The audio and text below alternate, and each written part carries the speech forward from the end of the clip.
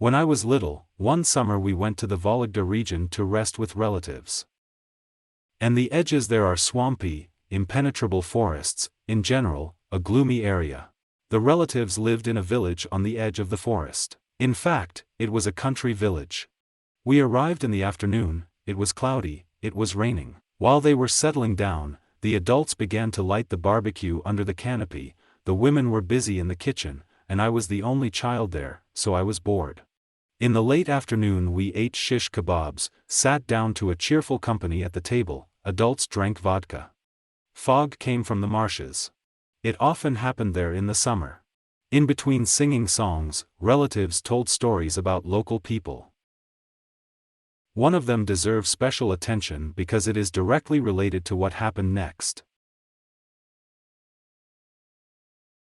An old grandfather lived in their village. His old house was almost in the forest, and his grandfather was very rarely seen. Well, if once in a couple of years. Grandfather did not talk to anyone, walked in the same clothes, and always avoided people. None of the locals knew how old he was, it seemed like he was the oldest in the village. Out of the oddities, in winter, smoke never came out of the chimney from his house. He didn't have any relatives, in any case, no one had ever seen them. When the grandfather appeared at the edge of the forest, he looked towards the village for a minute, then turned around and went into the forest. His house was never illuminated from the inside. So, we are sitting, eating, having fun, the fog has completely descended. He held on for a couple of hours until it began to get dark, and then slowly dissipated. Someone came up with an idea: if the fog has cleared, it is necessary to take a picture with the whole crowd against the background of the forest before it finally gets dark. The places there were quite beautiful. We gathered and took pictures on the Polaroid, then fashionable. I remember there were a lot of small shooting defects in the form of perfectly round balls on the developed picture, and they were mostly concentrated around that grandfather's house.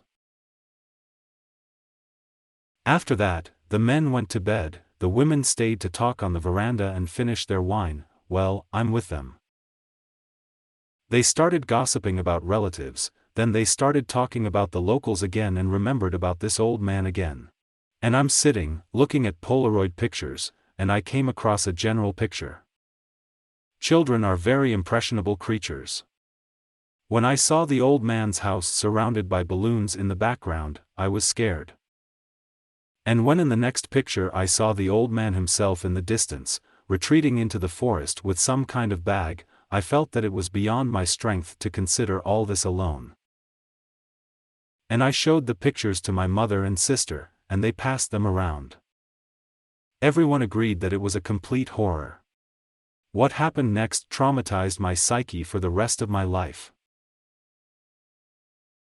We were going to sleep late at night.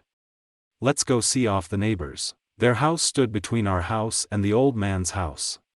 We came to the house, hugs, goodbyes. And then we heard a strange hum.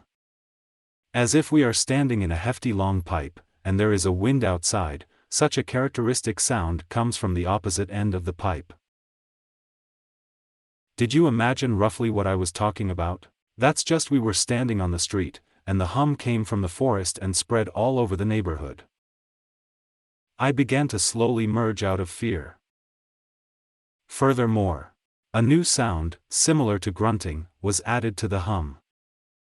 He was walking from the direction of the old man's house.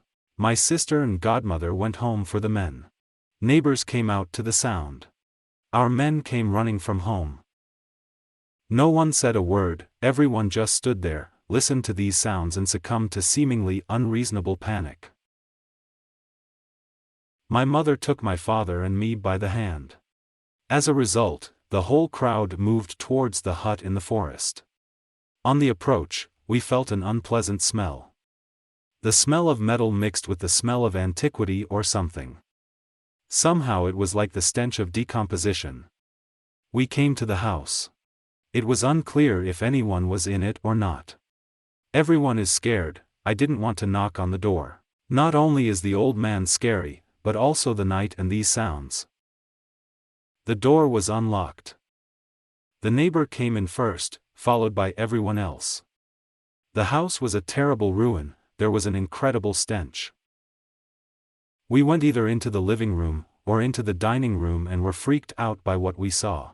There was a grandmother lying on the floor, something like a muzzle on her head, the grandmother herself without legs and without arms, apparently amputated a long time ago.